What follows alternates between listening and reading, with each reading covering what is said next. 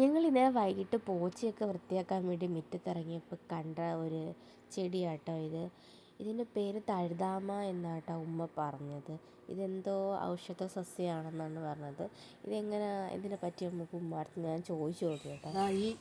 ഈ സസ്യത്തിൽ നിങ്ങൾക്ക് ഓർമ്മയുണ്ടോ? ഇത് നമ്മൾ പണ്ട് എല്ലാ കാര്യങ്ങൾക്കും എടുക്കുന്ന ഒരു സസ്യമാണ്. ഇതിൻ്റെ പേരാണ് തഴുതാമ. ഇത് ഭയങ്കര ഔഷധ ഗുണമുള്ള ഒരു ഔഷധ ചെടിയാണ്. ഇത് നമ്മൾ ഇപ്പോൾ ഇത് ഇവിടെ ഇല്ലായിരുന്നു. ഇപ്പോൾ ഈ വന്ന മഴയ്ക്ക് ഇത് ഇപ്പം വെള്ളത്തങ്ങാണ്ട് വന്നത്. അപ്പോൾ ഞാൻ പോച്ച എത്തിയപ്പം അതിനകത്ത് കിട്ടിയതാണ്.